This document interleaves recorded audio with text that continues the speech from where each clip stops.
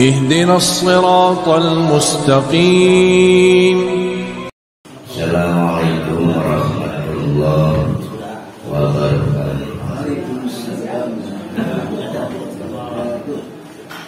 Alhamdulillahi Rabbil Alamin. Nahmaduhu wa nasta'inuhu wa nastaghfiruh wa na'udzu billahi min syururi anfusina wa min sayyiati a'malina. May yahdihillahu fala mudilla lahu wa may yudlilhu fala hadiya lahu. Asyhadu an la ilaha illallah wa asyhadu anna Muhammadan abduhu wa rasuluh la nabiyya ba'd. Kata amat kalau dari awal itu enggak ada dulu. Mari kita meneruskan kajian surat Toha. Pada pekan yang lalu kita diperlihatkan keistimewaan Nabi Musa. Tidak bermaksud membandingkan dengan Nabi Muhammad, tapi memang keistimewaan yang bisa dibedakan. Bukan dibandingkan, tapi dibedakan antara apa yang dialami Nabi Musa dengan apa yang dialami oleh Nabi Muhammad sallallahu alaihi wasallam. Kedua-duanya sama menerima kalamullah, kitab suci. Nabi Muhammad menerima Al-Quran, Nabi Musa menerima kitab At-Taurat.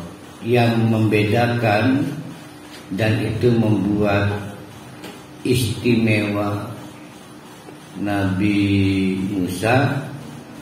Nabi Musa menerima kalamullah bypass langsung dari Allah tanpa perantara malaikat Jibril. Sedangkan Nabi Muhammad lengkap sampai 6.666 ayat dalam rentang waktu sekitar 23 tahun, semuanya melalui malaikat Jibril. Tapi Nabi Musa tidak mendengar suara Allah. Bagaimana suara Allah itu tidak perlu ditanyakan. Wujudnya apa tidak perlu ditanyakan. Nah, di tengah-tengah dialog antara Allah langsung dengan Nabi Musa itulah, sebagaimana umumnya para nabi kalau sudah berbicara dengan Allah itu tenggelam. Nabi Muhammad saja yang tidak langsung berbicara dengan Allah tenggelam. Kadang-kadang hatinya risau karena lambatnya waktu malaikat Jibril datang lagi. Jadi setiap kali malaikat Jibril kok rasanya sulit amat itu gelisah. Karena malaikat Jibril datang pasti membawa pesan risalah dari Allah. Apalagi Nabi Musa yang langsung berbicara dengan Allah, mendengar suara Allah. Tenggelam, ya kita nyebutnya apa ya, tenggelam ya pokoknya tenggelam ya, kayak orang lagi jatuh cinta itu kan, dicetot urut rasa ya. Bahkan nyamuk nih cungur ke dak rasa mesa dek. Maka Allah perlu menegur Nabi Musa. Jadi terlihat Nabi Musa ini sudah mulai disorientasi tenggelam. Maka Allah bertanya. Tapi pertanyaan ini maksudnya menegur, menggugah kesadaran agar jangan halusinasi. Qala Allah berkata,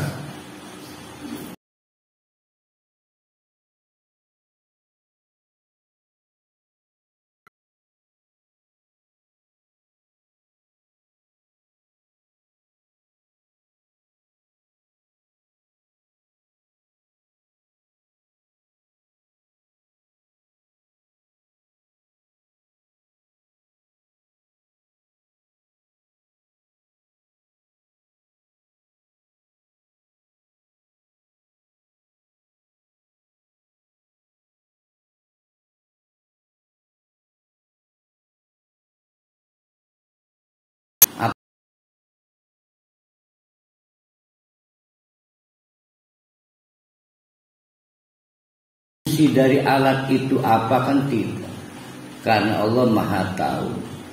Tapi nyatanya Allah bertanya, wa ma tilka biyaminika ya Musa. Ko ning sebelah tengen ni reku apa kuning. Nah, itu kan Musa. Nabi Musa menjawab, iya ya Allah, ya asaya. Itu adalah ini ya. Ini adalah tongkatku. Atawakka'u 'alaiha. Saya biasa menggunakannya untuk tetekan. Tetekan. Apa tetekan itu? Enggak. Ya memang tetekan alatnya tongkat. Tetekan itu apa? Buat pegangan. Tidak selalu tua, tidak. Tetekan itu bukan karena tua. Bisa juga kelengkapan aksesoris. Ya, seperti Soekarno itu kan bawa tetekan juga.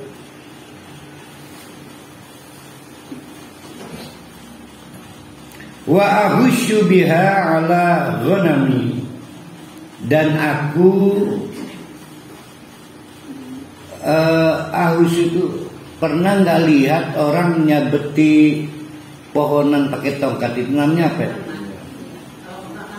Iya, Bu, itu ngeprok gitu. Ini mah menghindari ngebabat ya. Maprasi. Wa ahusyu, dan aku maprasi. Bahasa Indonesianya apa ya? Merontokkan ya. Wa ahusyu, dan aku merontokkan dedaunan. Karena kan jalan dari Madian ke Mesir itu menempuh jalan tidak menentu. Kadang harus lewat belukar, perkebunan, mungkin daun berduri, mungkin cabang berduri. Nah, dipaprasi itu dengan apa? So ya, dengan tongkat. Nah, penting nggak Allah dikasih tahu fungsi alat dan manfaat alat? Tidak, karena Allah Maha tahu. Tapi Nabi Musa ditanya soal tongkat, jawabannya panjang kali lebar. Saking sonohnya saking, yaitu tadi ekstasi tenggelam dalam kenikmatan, dapat berbicara langsung dengan Allah. Makanya bapak-bapak, ibu-ibu, kesempatan yang sama seperti dimiliki Nabi Musa ada pada Pak Haji Rusdi, Pak Panti, dan yang lain. Kapan? Pada waktu sholat. Pada waktu sholat itu sebetulnya kita berbicara pada Allah, dan dengan caranya Allah berbicara pada kita. Maka sebetulnya nikmat orang pengen berlama-lama dalam sholat itu. Sebetulnya sayang kita ini tidak ihsan pada waktu sholat. Ma huwal ihsan? Apa itu ihsan? Ihsan adalah kamu melihat Allah pada saat kamu beramal soleh. Kalau kamu memang nggak bisa melihat Allah dan tidak akan mungkin bisa melihat Allah, maka tumbuhkan yakin bahwa yang sedang kamu lakukan dilihat Allah. Nah, itu ihsan. Almarhumnya Mang Iman ya, ihsan itu tukang emas. Ini tukang emas kan ya? Ya Pak Yusri. Kalau begitu salah benar kita. Kalau salah benar, salah betul. Salah betul. Kalau kita surat tergopoh ya Ustaz. Tergopoh. Ya, baca cepat, merukuk cepat, sujud cepat. Oh, sholat tidak tumakninah. Kita berjalan Allah Ta'ala. Allah Ta'ala ini kan Aduh, nggak bisa tersebut nggak akbarnya ya, akbarnya. Kenapa kita soal kita? Iya, berarti dia belum dapat feel-nya. Iki buat jibi ya. Datang dengan Pak Faris barengan. Enggak. Oh, beda. Bukan nyamper Pak Faris. Jadi sama seperti Nabi Musa, sama seperti Nabi Muhammad, istimewa berkomunikasi dengan Allah itu tetap terbuka buat Pak Haji Rusdi, Pak Panti, dan buat siapapun lah kalau melaksanakan amal soleh dengan ihsan. Maka Nabi Musa cerewet menjelaskan banyak hal, bahwa tongkatku itu buat tetekan, buat pemandu jalan. Wa ahusyu biha, dan aku nyabeti gegodongan biha dengan tongkat itu ala ghanami, untuk memberi makan kambingku. Jadi merupanya belum punya pedang kali Nabi Musa ini, sehingga babatnya pakai tongkat. Walia, dan untukku fiha, terdapat di dalam tongkat itu ma'aribu ukhra, manfaat lainnya. Apa aja diantaranya manfaat lain dari tongkat? Yang pertama tadi untuk tetekan jalan, yang kedua babat gegodongan, yang manfaat lainnya apa? Main golok, bagus. Apalagi tuh? Nah, buat kukur-kukur geger, kan bisa. Banyak manfaat tongkat itu. Tapi pentingkah Allah dikasih tahu manfaat alat? Nggak penting. Maka dialog ini menarik dikaji oleh para ahli tafsir. Prinsip Nabi Musa itu kayak Allah tidak maha tahu aja. Nah itu karena kita nggak pernah jadi Nabi Musa. Padahal kalau kita membayangkan lagi tenggelam dalam asmara dengan perempuan, waduh, kita lupa segala sesuatu. Bahkan kita lupa diri, kita lupa sedang di mana berada. Pengen berlama-lama bekal suwadoniku. Begitu juga Nabi Musa, maka disorientasi. Nah, dari cara menjawab Nabi Musa kepada Allah, Allah tahu bahwa iki Nabi Musa iki saking di puncak kenikmatannya, maka harus ditegur. Ada yang ditegur di sebor banyu, ada yang ditabok pipi nih. Asing manusia. Ini unik. Nabi Musa akhirnya disadarkan untuk mendaya gunakan tongkat itu. Tongkat itu juga. Ini tongkat bukan dari Allah. Ini tongkat sejak dari Madian mencari jalan ke Mesir, dipakai oleh Nabi Musa untuk tetekan, untuk nyabeti gegodongan. Kata Allah, kalau Allah berfirman, alqiha ya Musa, balangakenku, alqiha, lemparkan itu tongkat ya Musa, balangakan. Nah, orang kalau sudah ditegur untuk melakukan tindakan di luar pembicaraan, itu namanya, kalau dia mampu berarti sudah kembali sadar. Falqaha, nurut, baik. Musa tidak berselang lama, langsung maka fa'alqaha, seketika maka oleh Nabi Musa dilemparkan. Faidah, seketika itu juga seketika itu juga dia bukan tongkat lagi. Tadinya tongkat, dia bukan tongkat lagi. Kalau begitu apa? Hayatun, ulu. Ya, hayatun. Saya lupa yang satunya itu. Kalau hayatun ulu bisa, yang ular nggak berbisa, lupa apa itu bahasa Arabnya itu ya.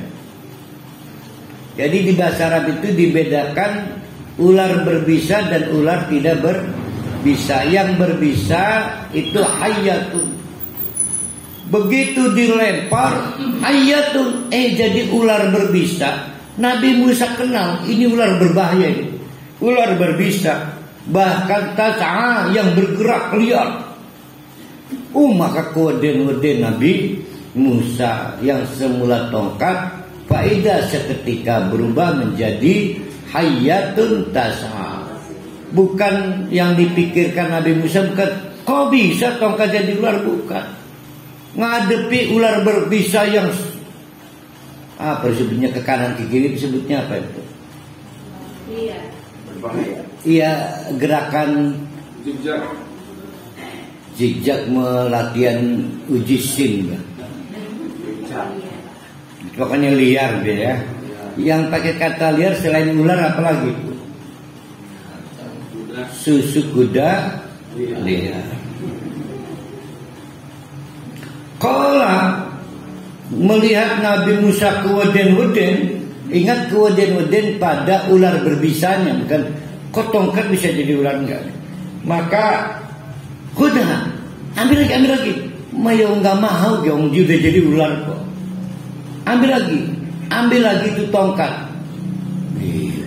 Apa nih tongkatnya udah jadi ular, suruh ngambil lagi itu. Wala tahus, jangan takut. Jadi ketakutan Nabi Musa, tapi suara Allah memerintahkan khudha, ambil itu. Apa yang diambil? Hanya itu, tongkat, padahal sudah bukan tongkat lagi. Maka Nabi Musa ketakutan, namun terdengar lagi suara wala tahab, aja pejere. Jangan pejere. Pak Haji mesti tahu pejere. Pejere, penakut. Sanu'i duha, donori nanti saya tukar kembali. Saya kembalikan itu tongkat.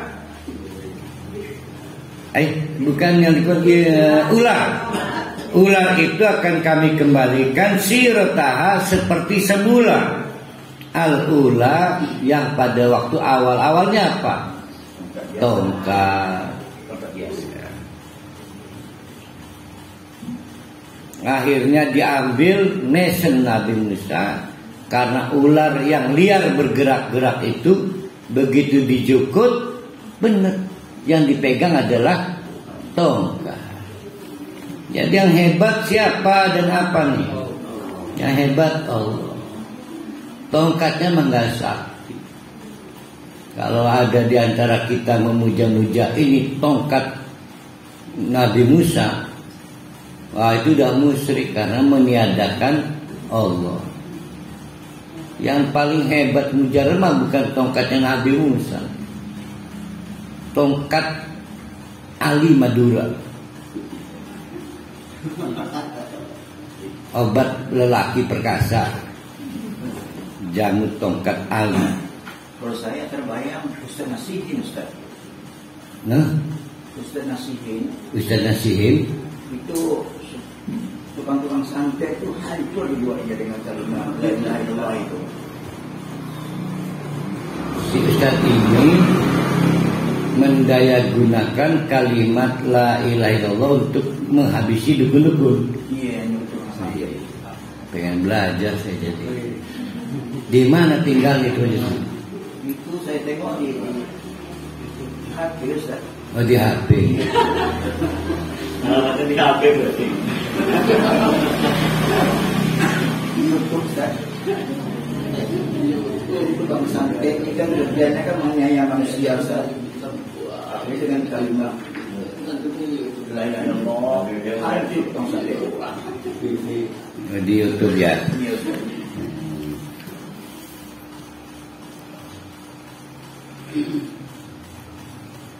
Sehingga mendayagunakan tongkat menjadi ular itu sudah satu kenikmatan.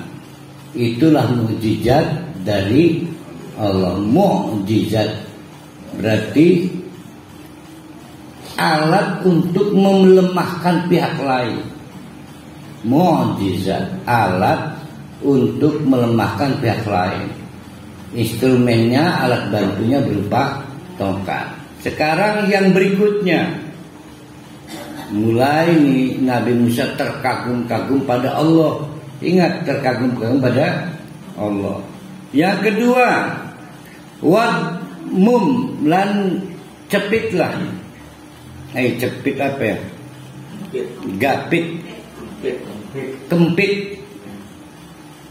Dengan unsur kata pit di dalam bahasa Jawa Banten itu banyak tuh. Sipit, kempit. Ya terakhir mah Lukman Latif lah. Tapi kalau bahasa sana kapi lah. Kapi. Iya kapi. Gini. Iya kapi. Kempit itu sebenarnya. Kempit.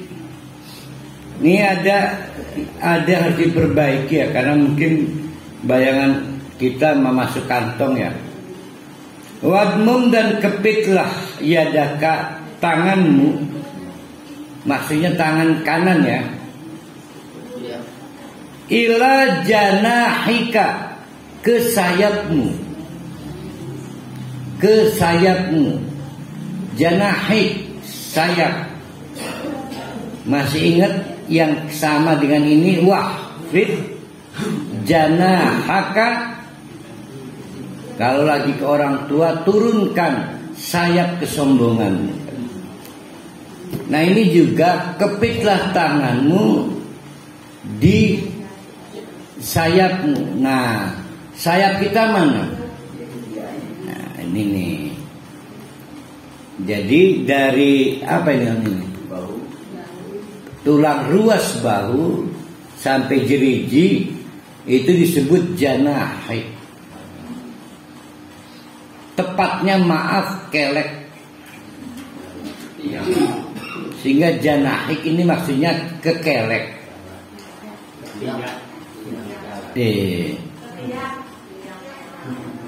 Ketiak ya. Ketiak mah bukan sayapnya, G. Ketiak mah bagian kulit yang untuk deodoran ini mah kelek.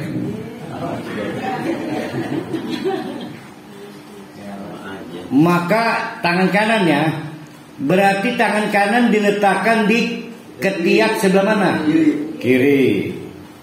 Nah, tahrus, nanti dia akan mengeluarkan baydoa, berarti keluarkan. Tiba-tiba belang putih. Ya, belang putih, tapi ini bukan belang penyakit. Kan ada yang tiba-tiba jadi putih kulit ya.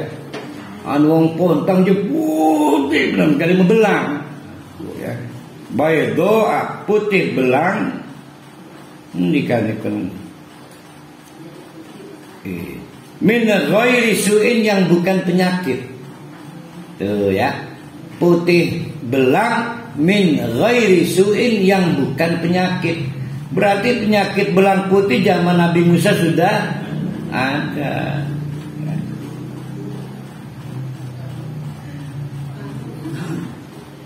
Ayatan ukhra, sebagai bukti tanda kekuasaan Allah yang lainnya. Jadi ada dua tuh instrumen, alat bantu untuk Nabi Musa kelak berjuang melawan Fir'aun. Yang pertama adalah tongkat yang dengan izin Allah bisa didaya gunakan untuk dilempar jadi ular. Bahkan nanti di ujung episode perjalanan Musa melawan Fir'aun, tongkat itu oleh Allah diperintahkan untuk membelah lautan. Yang kedua adalah mampu memancarkan cahaya putih dari telapak tangan setelah dikepitkan di ketiaknya. Linuriyaka min ayatinal kubro. Semua itu dalam rangka memperlihatkan ayat Allah yang besar. Maka Nabi Musa diminta berdakwah. Berdakwahlah, perlihatkan kemahakekuasaan Allah dengan tongkatmu, dengan kepitan ketiakmu. Karena memang pada saat itu yang paling tinggi nilai bisnisnya adalah pertunjukan sihir. Ya, pada saat itu orang berlomba-lomba, bahkan orang tua pengen menyekolahkan anaknya di sekolah Harry Potter itu. Nah, maka Nabi Musa dipersiapkan oleh Allah untuk daya memperlemah masyarakat, yaitu kemampuan bukan sihir, kemampuan memukau. Tongkat dilempar jadi ular dan dari tangannya keluar cahaya putih setelah dikepitkan di ketiak. Idhab. Nah, berarti sudah punya dua alat ya. Oleh karena itu idhab, berangkatlah. Berangkat ila Fir'auna, temui Fir'aun.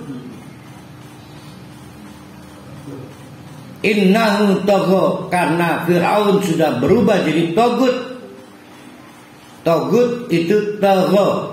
Tagha artinya melampaui batas. Batasnya manusia pengen jadi Tuhan, maka disebut togut, yang melampaui batas. Batasnya istri menerima talak, malah mentalak suami, togut. Jadi istrinya togut karena mengambil alih peran suami.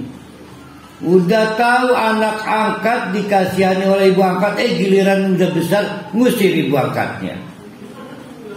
Nah, itu togut. Ya, ada kisah memilukan. Ada seorang ibu mengangkat anak sejak 2 tahun usia anak itu. Sekarang alhamdulillah dengan kebaikan ibu angkatnya itu, anak itu dewasa. Dan ketika dewasa itulah ibu angkatnya diusir dari tempat tinggalnya, karena rumahnya akan dikuasai hanya bermodal sudah membalik namakan.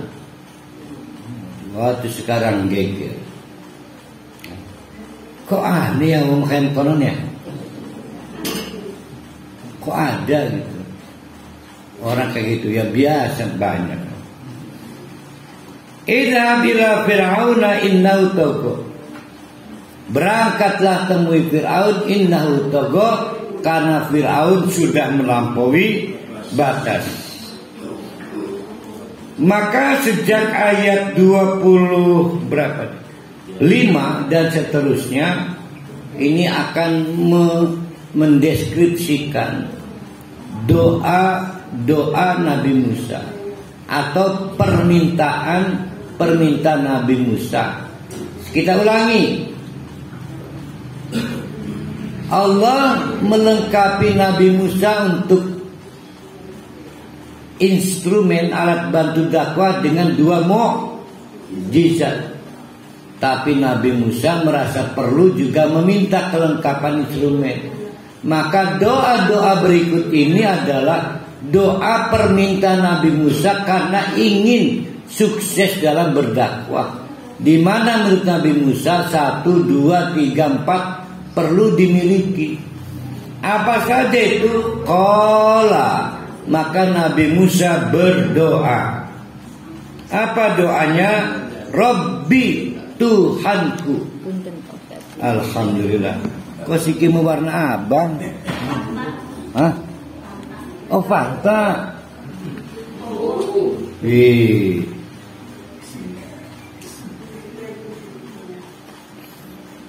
Oh, masih panas ya?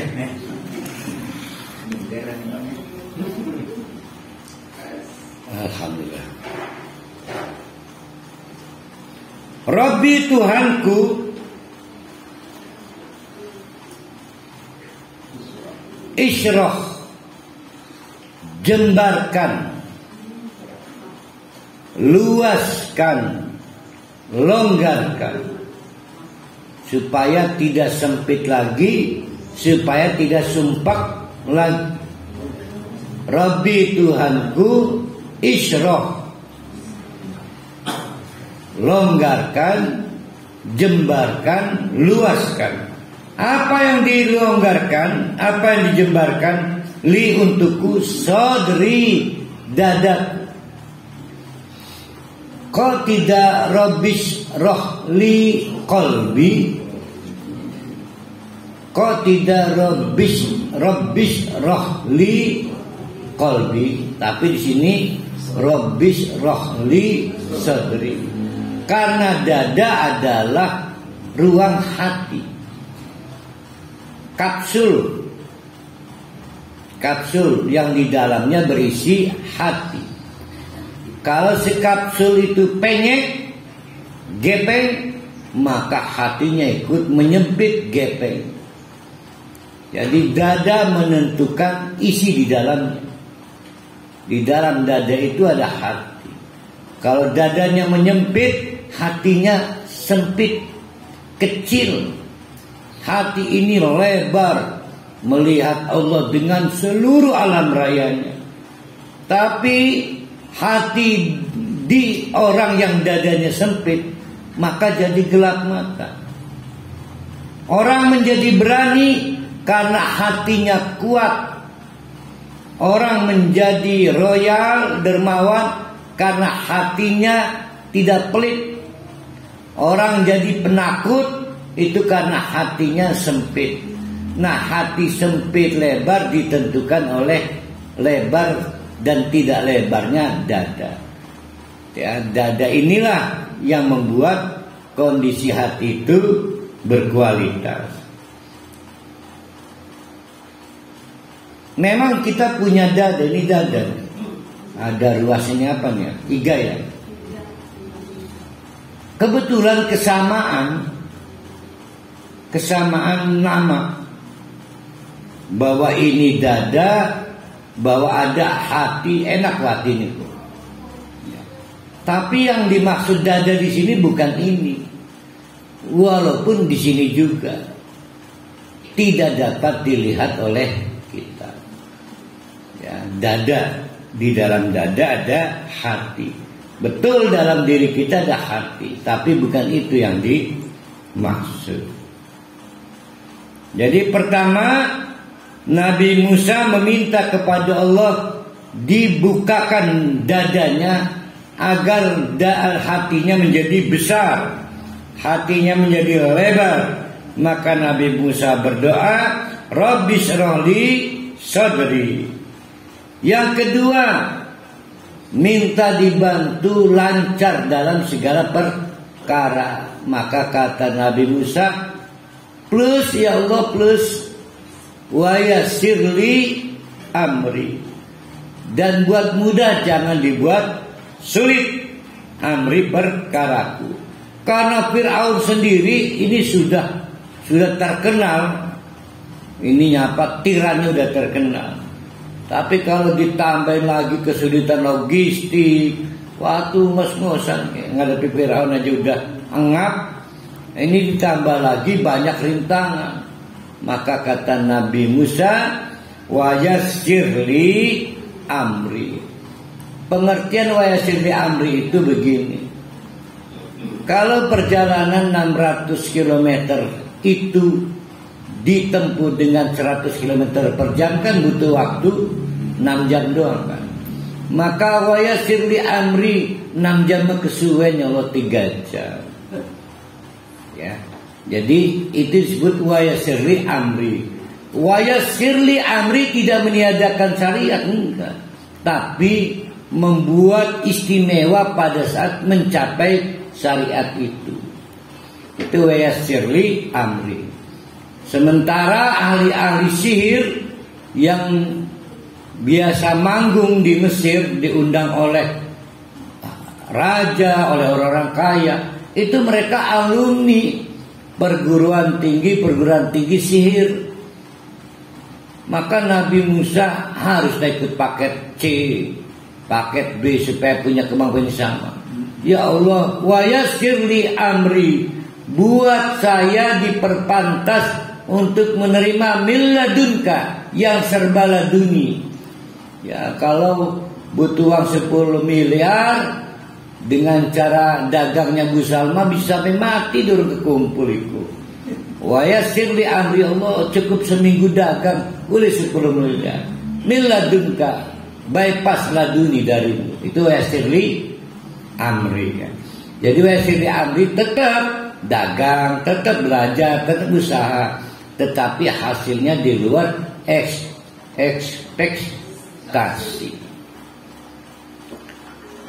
Wa yasir li amri wahlul, halalkan, wahlul dan halalkan, halal bebaskan, uqdatan, ikatan, min lisani, yang membuat lidahku keserimpet. Jadi konon ini mah hadisnya terkenal juga. Lagi cilik dalam pangkuan Asia, istri Fir'aun. Nabi Musa itu jarang ucul sing tangane Asia. Satu sisi Asia itu mandul, di sisi lain sebetulnya ketakutan tidak pernah hilang.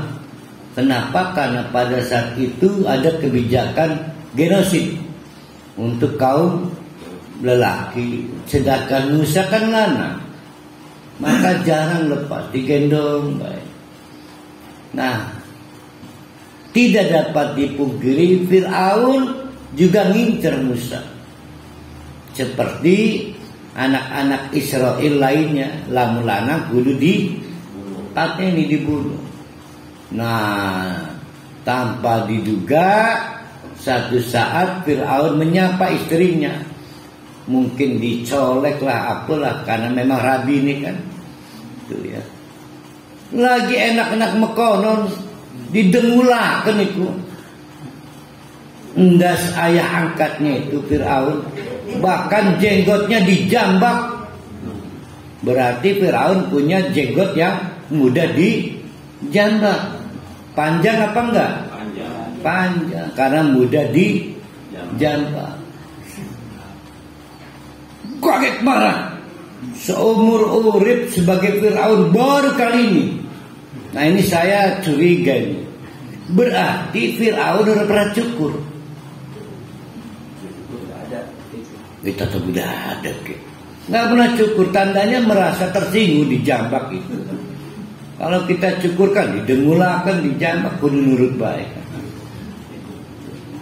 Nah, ketersinggungan inilah yang membuat Fir'aun marah. Tapi kata Asia, wis sekang bocah cilik-cilik ladeni, lauru apa bocah cilik? Enggak, saya harus memberi hukuman. Hukumannya adalah memilih dua jenis suguhan yang sebetulnya direkayasa. Piring satu ditutup, isinya ternyata adalah kurma. Ada yang bilang anggur, saya mah nebaknya stroberi lah. Kalau enggak stroberi, woni. Juwet yang sudah diberi racun, tapi ditutup. Piring yang lain adalah areng yang sudah membara, wanggut.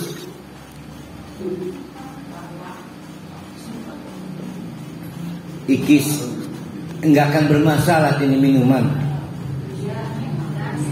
bukan digugat oleh Coca-Cola. Iya, warnanya mirip Coca-Cola, takut dikira penipuan. Coca-Cola, Fanta. Secang ya. Jangan-jangan di kota Serang dulu banyak pohon secang ya. Begini.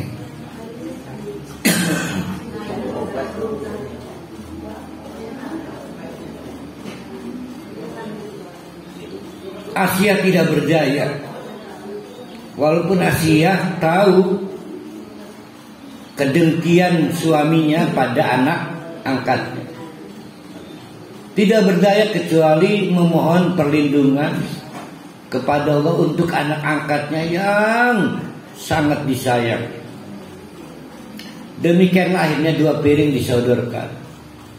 Sa ambil salah satu. Jangan saya. Mus mah rumah makan buri Ajarudin kuno. Mus ambil. Kamu harus memilih satu piring yang kamu suka. Maka dengan kehendak Allah, Musa mengambil arang yang sudah membara dan tidak perlu lama oleh timang-timang, langsung dipuluk. Baik.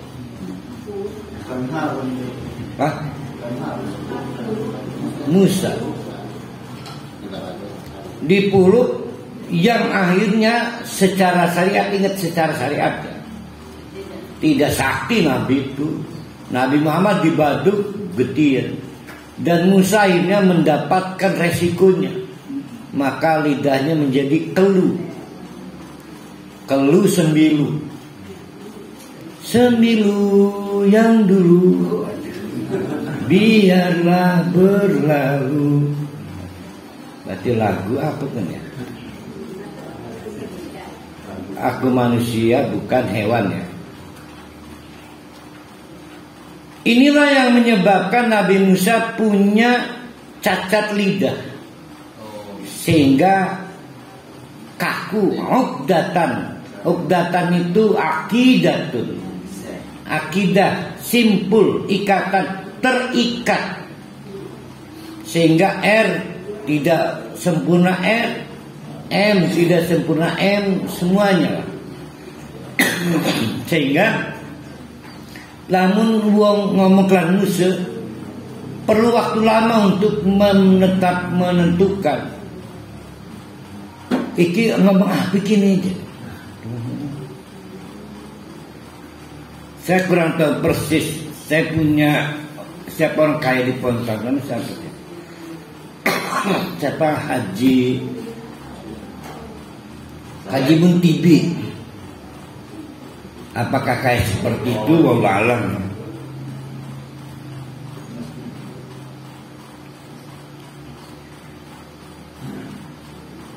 Wahlul dan lepaskan, bebaskan. Uqdatan, ikatan milisani yang mengganggu lisanku. Ya kamu agar mudah dipahami qauli pada saat aku berbicara. Sebab memang enggak gampang memahami omongan Nabi Musa karena tidak jelas pengucapannya. Udah berapa permintaan Nabi Musa ini? 1. Kok 2 sih? 3. Yang keempat, saya jam 9 harus nyampe gudang apa namanya itu? Gubang Kondang ya. Gubang Kondang. Jam 9.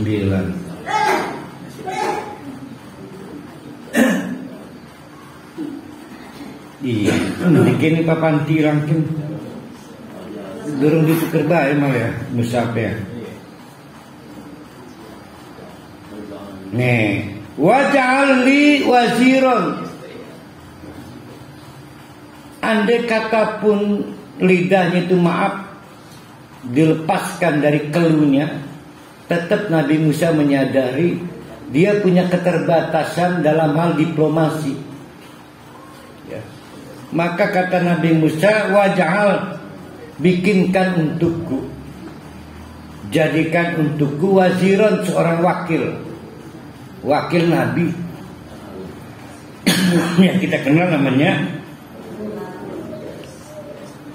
memang disebut ya.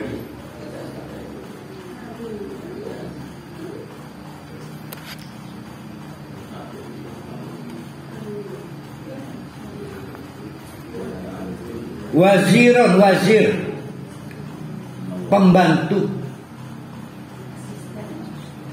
Nabi Muhammad siapa dalam dakwah? Satu Abu Bakar, yang kedua Umar bin Khattab.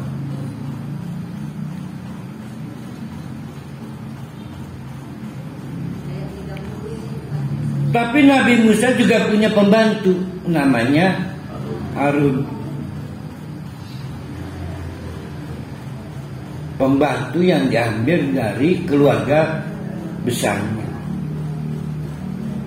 Karena Nabi Musa bukan Nabi terakhir, maka pembantunya berhak jadi Nabi. Sedangkan Nabi Muhammad Nabi terakhir. Maka Abu Bakar tidak jadi Nabi, Umar juga tidak jadi Nabi.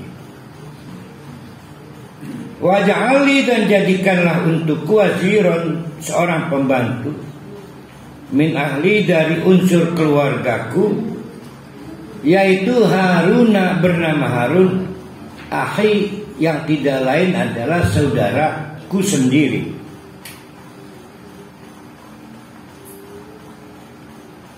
Itu yang keempat. Yang kelima, usdud, buat dahsyat, syadidun, syadid. Allah itu sering di belakangnya ada kata syadid, dahsyat. Usdud, buatlah menjadi dahsyat, bihi, hinya kemana itu? Kepada Harun. Usdud, buatlah dahsyat, bihi, kepada Harun, ajri, kekuatanku. Apa itu maksudnya itu?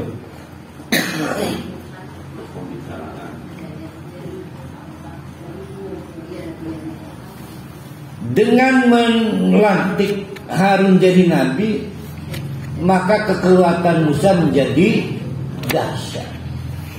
Karena ada dua orang juru dakwah. Wa asrikhu, dan serikatkanlah Harun, serikatkanlah Harun fi amri, dalam segala perkara. Apa maksudnya itu? Jadikan satu tim yang kuat. Berarti the team. Siapa itu? Ada yang jenggotan segala itu ya? Iya, film. Kemudian dinaikkan ke bioskop kan, film TV. Jadi wasrikhu itu jadikanlah menjadi satu kekuatan yang kompak. Kai supaya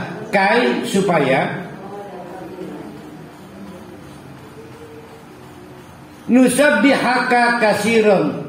Akhirnya kami itu berarti saya dan Harun itu dapat terus menerus bertasbih kasiron, yang banyak tanpa jumlah. Jadi nggak pakai 1000, 2000, sepanjang berdakwah cuma isinya bertasbih. Ya Allah, lamun engkau tidak memberikan padaku tongkat, dan dengan tongkat ini jadi apapun, maka apalah artinya saya. Kalau engkau tidak menjadikan Harun jadi nabi, maka apalah artinya dakwah saya. Tidak cukup bertasbih, wa nadkuruka, dan dengan itu pula lah kami, Musa dan Harun, itu akan terus menerus menyebutmu kasiron, banyak tanpa jumlah. Kasiron, banyak tanpa jumlah. Jadi terus menerus menyebut Allah. Itu ada lagunya Dewa. Tak ada yang lain menyebut namamu. Innaka kunta bina basiran, karena sesungguhnya kunta, engkau adalah, bina, terhadap kami, basiron, maha melihat kelemahan kami, mana yang kami butuhkan. Walaupun kami sudah satu tim dengan Harun, tapi dengan kebersamaan kami denganmu, maka kami yakin bisa mengalahkan Fir'aun. Qala, terhadap berapa itu permintaan Nabi Musa? Ayo dihitung lagi. 7. Maka dijawab kontan. Kapan itu dijawabnya itu? Kapan dijawabnya? Ya saat itu juga kan lagi ngobrol ini ceritanya. Lagi takliman, lagi berbicara dengan Allah. Qala, maka direspon, qad utita su'laka ya Musa, penjalukanmu approval, ya, di ACC semuanya itu. Maka dalam cerita Nabi Musa kita akhirnya kenal Harun yang mendampingi Nabi Musa. Kita juga tahu bagaimana dengan kuasa Allah ahli-ahli sihir bisa antero Mesir. Kayak bahkan mereka kemudian meyakini ini bukan sihir, ini dari Allah. Musa adalah utusan Allah. Maka mereka bersahadat, yang membuat Fir'aun berang. Kenapa berang? Berang ke berang tuh. Berang. Karena orang beragama itu berdasarkan izin raja. Ya. Betul, di Indonesia juga sama. Maka berdasarkan prinsip konstitusi, agama yang boleh dianut di Indonesia ada berapa itu? 6 sekarang. 6 ya. Berarti kalau menganut agama ke-7, ke-8, ke-9 dan seterusnya, itu melanggar konstitusi. Dan berpindahnya para ahli sihir ke agama Nabi Musa dianggap pelanggaran ketatanegaraan. Karena masalah agama menjadi masalah pemerintah pusat, itu Fir'aun dan kawan-kawan. Walaqad, dan sungguh-sungguh, mananna, telah kami curahkan, anugerahkan, alaika, kepadamu hai Musa, marratan ukhron, di kali yang lain, di lain waktu. Jadi apa maksudnya itu? 7 permintaan dikabul, minta yang lain juga pasti akan dikabul di waktu yang lainnya. Cuma kan ini Nabi Musa bukan Haji Rusti kan. Haji Rusti mah dikasih hati makan. Hah? Dikasih hati minta tentang. Ampela, minta jantung. Kasih hati makan jantung. Nabi Musa mah mendapatkan free fasilitas, minta apa aja boleh, sekarang dikasih, lain waktu akan dikasih, dalam rangka kepentingan berdakwah menghadapi Fir'aun yang Fir'aun. Kalau Firli Bahuri. Ada Fir'aun dan Firli Bahuri.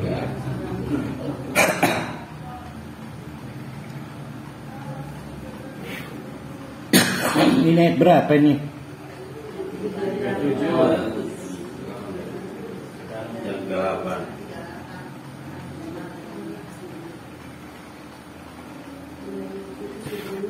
Kok balikan masa kecil ya?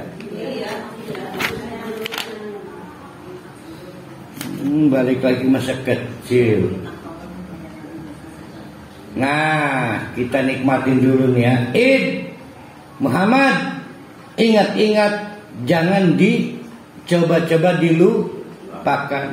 Apa yang diingat oleh Nabi Muhammad kalau mau sukses dakwah menghadapi kaum musyrikin Mekah? Tapi juga untuk kita wajib mengingat cerita Nabi Musa pada momen auhayna, pada waktu kami wahyukan. Rupanya uminya, ibunya Nabi Musa, juga bagian yang sudah menjadi sorotan Allah. Uminya dapat wahyu, ila ummika, ibumu, mayuha, apa yang diwahyukan Allah kepada uminya, yaitu pada waktu bagaimana meletakkan, menyelamatkan Nabi Musa, yaitu dengan menggunakan kotak bernama kotak tabut. Maka dengan kotak tabut itulah Lah iya kan, makanya kotaknya kotak ajaib yang sama, tabut. Peti dihanyutkan dan cerita dimulai dari situ. Nun. Atas dasar ayat ini, ada sebagian yang mengatakan bahwa ibunya Musa itu juga masuk Nabi. Gimana? Atas dasar ayat ini, saya pernah baca ada yang menyatakan bahwa ibunya Nabi Musa itu juga masuk tergolong Nabi. Ya, ini mau sejawab benar makanya.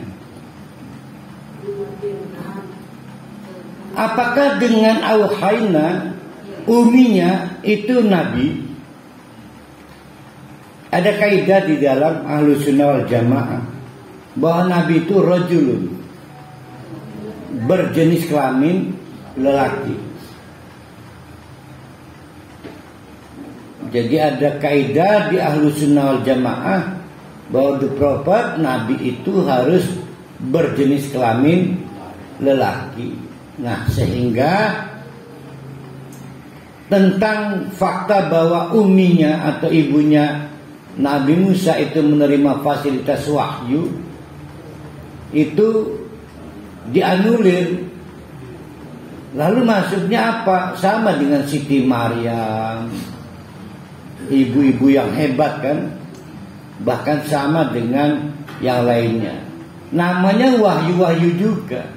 Jadi wahyu adalah nama generik, nama umum untuk menunjuk kepada suatu informasi yang bypass langsung dari Allah, baik melalui utusannya yaitu malaikat Jibril, ataupun melalui sarana lain, mimpi, ataupun langsung dapat suara dari Allah seperti yang dialami Nabi Musa.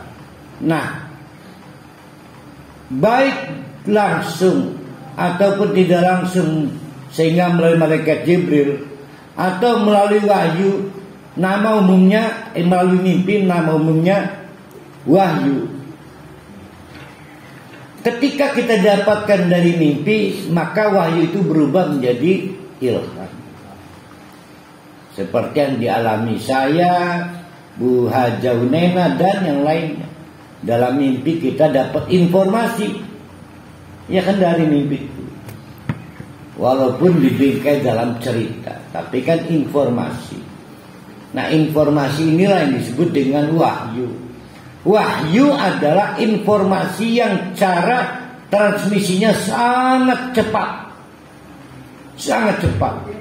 Maka disebut wahyu. Jadi tidak disebut wahyu kalau transmisinya sangat lambat. Kok harus sangat cepat? Bengen. Jin-jin itu paling nakal. Setiap kali Allah mengirim informasi ke bumi, dicegatkan jin, dicorong, mulai dedel jin ke muka bumi. Bentar lagi akan ada hujan di sebelah sana. Padahal dia nyolong informasi. Semenjak itulah, terutama semenjak Nabi Muhammad dilantik jadi nabi, maka fasilitas bebas wilkat, bebas keluar masuk kawasan itu dicabut, sehingga jin tidak bisa lagi masuk ke kawasan arsy Allah yang di langit ke-7. Nah, selalu saja dulu pengiriman informasi itu adu balat dengan jin. Allah lebih cepat lagi, dan informasi Allah lebih cepat lagi sampai kepada penerimanya. Nah, kecepatan itulah yang disebut dengan wahyu. Tidak ada gangguan, tidak ada noise, tidak ada pembiasan. Maka itu disebut wahyu. Nah, di dalam mimpi juga nama generatifnya disebut wahyu, tapi dia disebut ilham. Kalau berupa kebenaran, itu juga cepat. Ya, ketika bangun tidur, Pak Jamal melaporkan bahwa saya diminta membunuh anak, misalnya. Kata siapa? Enggak dari mimpi. Kata siapa? Ada suara aja.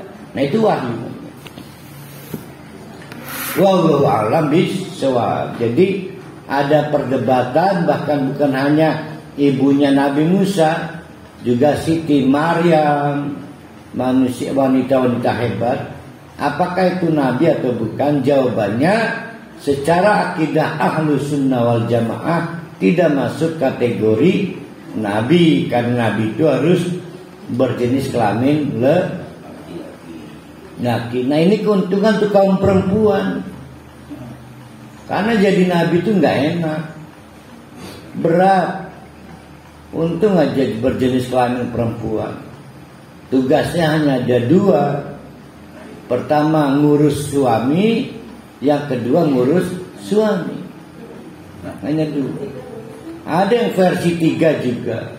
Pertama ngurus suami, keduanya ngurus suami, yang ketiga ngurus suami. Lah anak mau diurus bersama.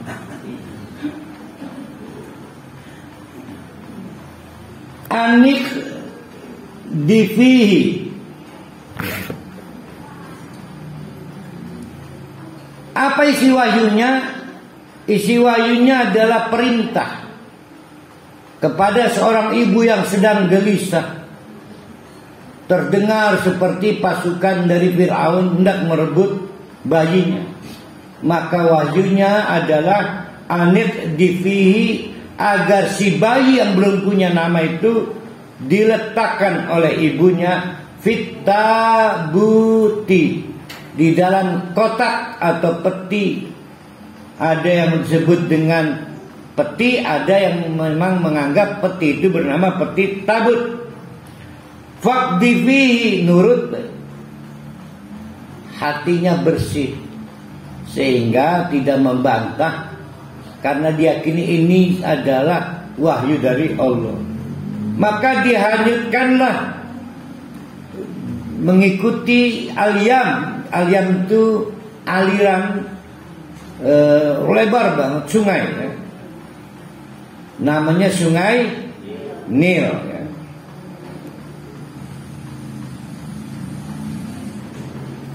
Fal yulki, maka dari aliran itulah si bayi yang kemudian diberi nama Musa itu terbawa mengikuti al-yamu, arus sungai, bisa hili sampai menepi.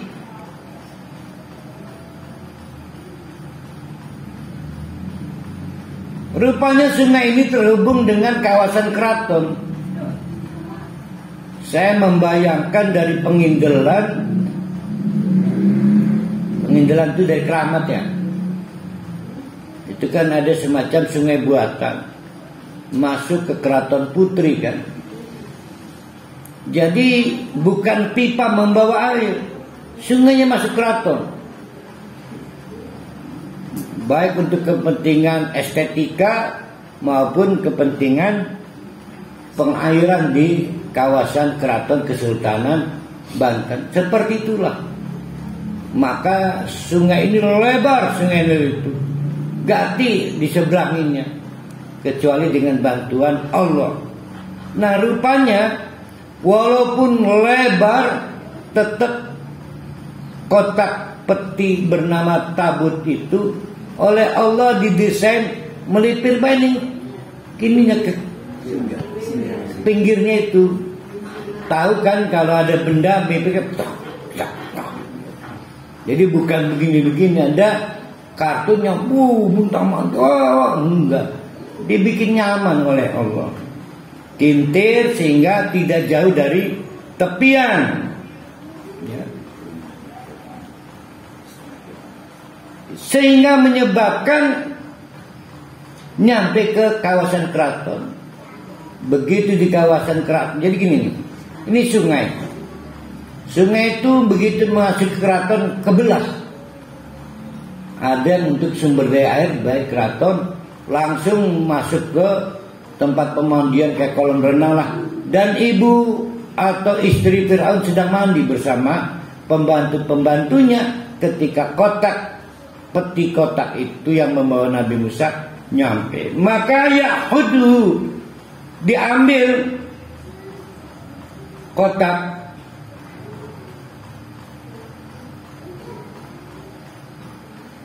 aduun li wa aduun lahu.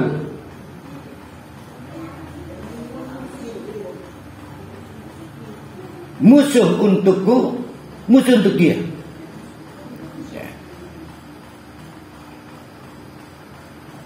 Apa itu maksudnya ini?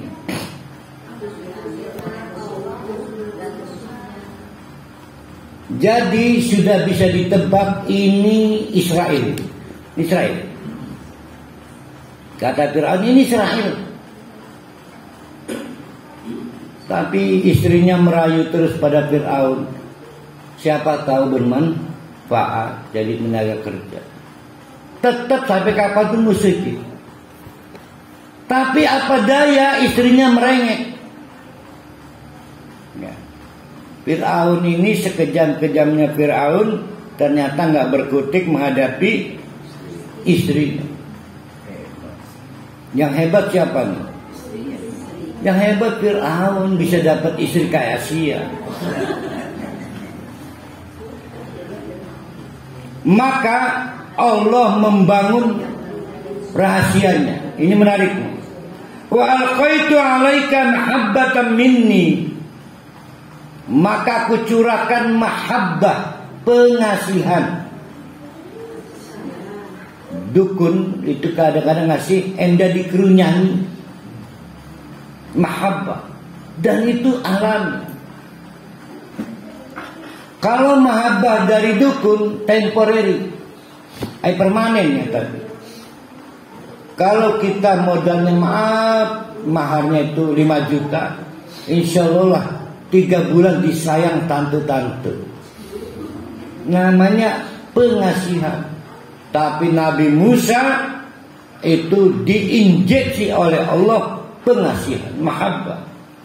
Inilah rahasia kelak nanti dewasa. Iya, tah Nabi Musa nggak mampu menghadapi Fir'aun. Fir'aun tidak mampu menghadapi Nabi Musa. Ketika Nabi Musa berhadapan-hadapan dengan Fir'aun, menjadi lawan dan musuh, kan nggak masuk akal kan? Digugat oleh para menterinya dalam sidang kabinet kan. Kata Fir'aun, mengkutak pateni dengan tanganku sendiri. Kata Fir'aun, kalimat dengan tanganku sendiri ini untuk mengangkat moral dan psikis para menteri. Karena para menteri sudah mengolok-olok Fir'aun. Lah barabi rubani ngadepi Musa. Kata emang siapa gue? Nanti pakai tangan saya bunuh. Kata Fir'aun. Tapi sampai cerita berakhir, Fir'aun yang dihempaskan oleh Allah. Tahu nggak rahasianya? Tidak dapat dipungkiri. Setiap kali memerintahkan bunuh itu Fir'aun, Musa, Fir'aun hatinya lemah. Diam-diam ada rasa cinta kepada Musa. Dan itu diketahui oleh super menterinya, para menteri. Nah itu disebut mahabbah. Jadi diam-diam Fir'aun tidak mampu menghadapi Musa. Setiap kali ada Musa, ngeliat Musa, isinya demen. Namanya pengasihan. Ya. Nah sementara istri orang zaman sekarang, nah istri saya beneran nggak gitu. Ada uang abang saya. Nggak tahu istri yang lain, istri saya nggak gitu. Nah itu disebut dengan mahabbatan. Ditiru oleh dukun, namanya ilmu pengasihan. Nah nggak kuat. Ada yang 3 bulan, lewat 3 bulan, galak. Nah lebih jahat lagi di atas pengasihan pelet.